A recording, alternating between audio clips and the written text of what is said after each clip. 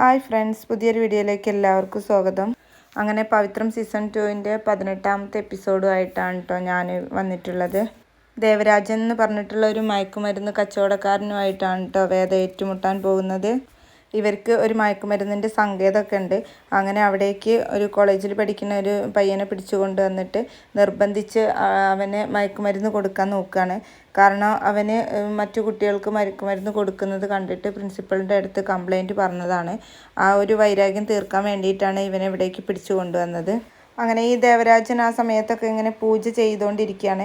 അങ്ങനെ പെട്ടെന്ന് പൂജയൊക്കെ നിർത്തി ഇവൻ്റെ നിലവിളിയൊക്കെ കേട്ടിട്ട് പൂജയൊക്കെ നിർത്തി അവിടേക്ക് കടന്നു വരികയാണ്. എന്നിട്ട് അവൻ്റെ അടുത്ത് നീ ഇതിൻ്റെ സുഖമൊക്കെ ഒന്ന് അറിയടാ എന്നും പറഞ്ഞിട്ട് നിർബന്ധിച്ച് ഇഞ്ചക്ഷൻ എടുക്കാൻ നിൽക്കുന്ന സമയത്തായിരിക്കും കേട്ടോ വേദയും കുറച്ച് പോലീസുകാരൊക്കെ അവിടേക്ക് കടന്നു വരുന്നത്. അങ്ങനെ വേദ സബ് കളക്ടറായിട്ട് ആദ്യമായിട്ടാണ് കാണിക്കാൻ പോകുന്നത്. വേദയുടെ ആ ഒരു എൻട്രി ഉണ്ടല്ലോ, അതൊരു മാസ് എൻട്രി തന്നെയായിരുന്നു. കാരണം ഒരു സിനിമ സ്റ്റൈലിലൊക്കെയാണ് വേദ കാറിൽ നിന്ന് വന്നിറങ്ങുന്നത്. നല്ല സാരിയൊക്കെ എടുത്ത് കാറിൽ നിന്ന് ഇറങ്ങുന്ന ആ ഒരു വേദയെ കാണുമ്പോൾ നമുക്ക് നമ്മുടെ പഴയ വേദയെ തിരിച്ചു കിട്ടിയ ആ ഒരു ഫീലാണ് പെട്ടെന്ന് ഓർമ്മ വരുന്നത്. അങ്ങനെ വേദ വരുന്നത് കണ്ടിട്ട് ഈ ദേവരാജൻ പറയുന്നുണ്ട് വേദയുടെ അടുത്ത്, വരണം വരണം വരണം മാഡം വരുന്നത് എനിക്ക് നേരത്തെ അറിയായിരുന്നു.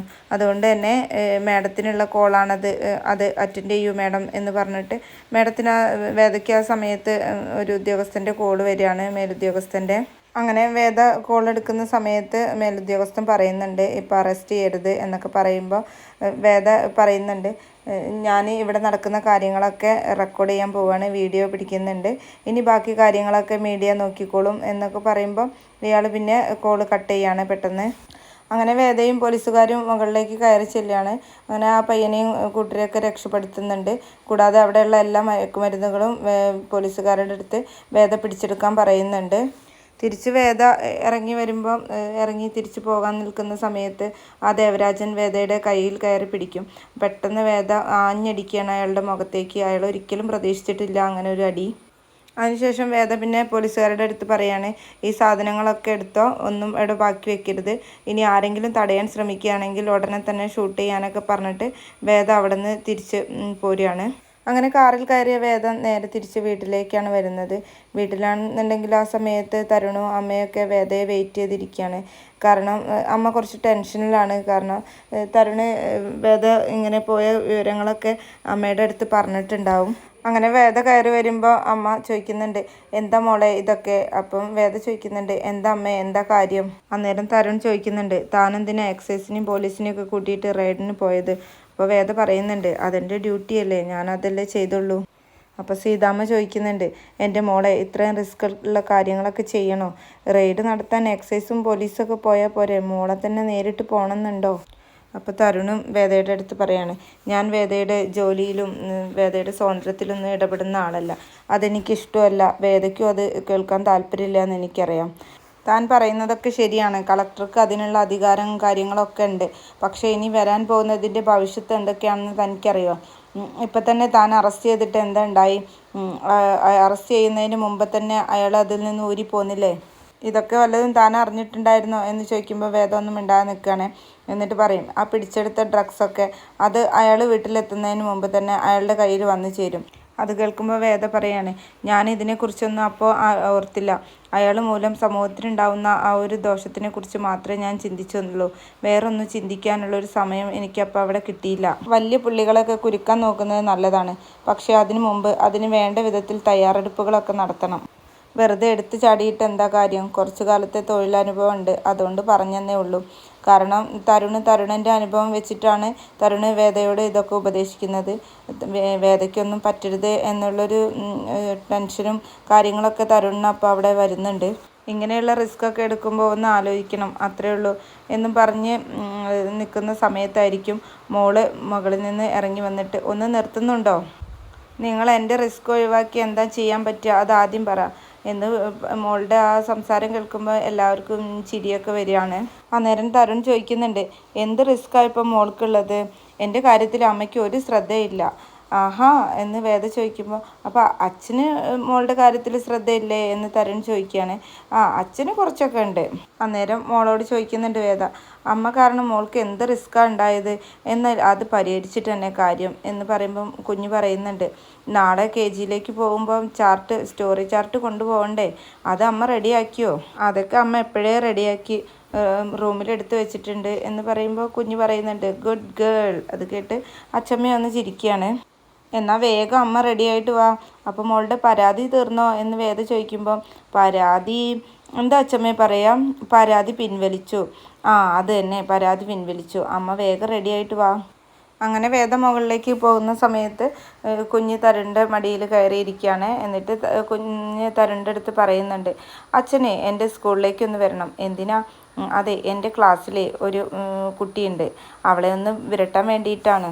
ആണോ? എന്ന് നമുക്ക് അവളെ ഒന്ന് വിരട്ടിയാലൊന്നും പോരാ, അവൾക്ക് നല്ല ഇടി വെച്ച് കൊടുക്കണം.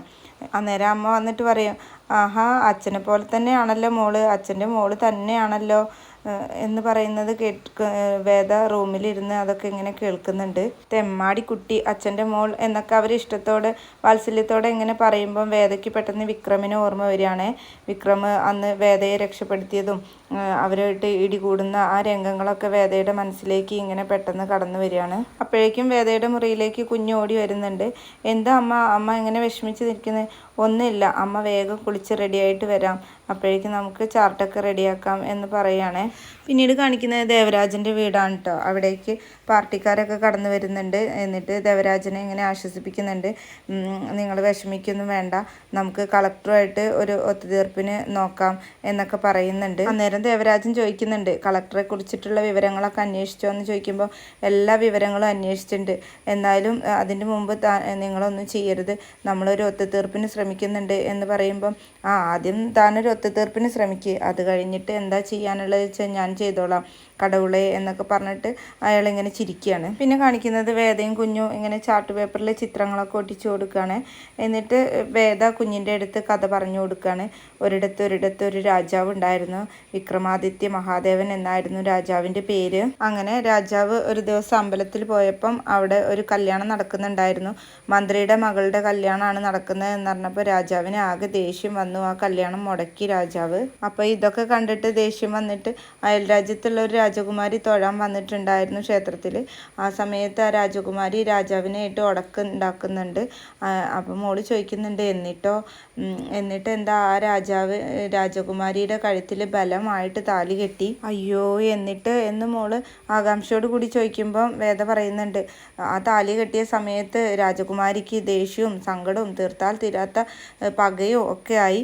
അങ്ങനെ രാജകുമാരി രാജാവിനെ ഒരു പാഠം പഠിപ്പിക്കാൻ വേണ്ടിയിട്ട് ഈ രാജാവിൻ്റെ കൊട്ടാരത്തിലേക്ക് വരികയാണ്. എന്നിട്ടോ എന്ന് മോള് ചോദിക്കുമ്പോൾ പറയും, പതിയെ രാജകുമാരിക്ക് രാജാവിനോടുള്ള ദേഷ്യമൊക്കെ ഇല്ലാണ്ടായി. അങ്ങനെ പിന്നെ അവർ തമ്മിൽ ഭയങ്കര ഇഷ്ടത്തിലായി. അപ്പം വീണ്ടും മോള് ചോദിക്കും, എന്നിട്ടോ? അപ്പോൾ പറയുന്നുണ്ട് വേദ, അങ്ങനെ പെട്ടെന്ന് ഈ രാജകുമാരിയുടെ സഹോദരൻ ഒരു ദുഷ്ടനായിരുന്നു. അങ്ങനെ അയാൾ രാജകുമാരനെ അപകടപ്പെടുത്താൻ നോക്കി. അത് കണ്ട് പേടിച്ചിട്ട് രാജകുമാരി ആ നാട് വിട്ട് ദൂരെ നാട്ടിൽ ഒളിച്ചോടി പോന്നതാണ്. അപ്പോൾ രാജാവിനെയോ എന്ന് മോള് ചോദിക്കുമ്പോൾ പറയും, രാജാവിനെ അവരെല്ലാവരും കൂടെ ചേർന്ന് തടവിലാക്കി. അങ്ങനെ നാട് വിട്ടു പോന്ന രാജകുമാരി ഒരു സുന്ദരി കുഞ്ഞിന് ജന്മം നൽകി. മോളെപ്പോലെയുള്ള ഒരു സുന്ദരി കുഞ്ഞിന്. എന്താ ആ രാജകുമാരിയുടെ പേര് എന്ന് മോള് ചോദിക്കുമ്പോൾ പറയും, വേതാളം. അപ്പം ആ കുഞ്ഞിൻ്റെ പേരോ? അത് മോൾക്ക് ഇഷ്ടമുള്ള പേര് കേട്ടോ. ഇനി ആ രാജകുമാരിനെയും കുഞ്ഞിനെയും ആ ദുഷ്ടൻ ഉപദ്രവിക്കുമോ എന്നൊക്കെ ചോദിക്കുമ്പോൾ അത് കേട്ടുകൊണ്ടാണ് സീതാമ്മ കടന്നു വരുന്നത്.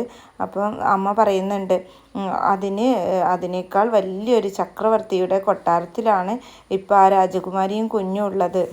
ഇവിടെ നിന്ന് ഒരു ദുഷ്ടനും അവരെ പിടിച്ചു കൊണ്ടുപോകാൻ പറ്റില്ല എന്നൊക്കെ പറഞ്ഞ് കുഞ്ഞിനെ ഇങ്ങനെ സമാധാനിപ്പിക്കുന്ന സമയത്ത് കുഞ്ഞിനോട് പറയുന്നുണ്ട്, മോള് ഈ സാധനങ്ങളൊക്കെ കൊണ്ടുവയ്ക്ക്, അമ്മ ഇതൊക്കെ എടുത്തു വെച്ചിട്ട് വരാം എന്ന് പറഞ്ഞിട്ട് കുഞ്ഞിനെ അവിടെ നിന്ന് പറഞ്ഞയക്കുകയാണ്. അങ്ങനെ സീതാമ്മ വേദയെ തന്നെ ഇങ്ങനെ നോക്കി നിൽക്കുകയാണ്.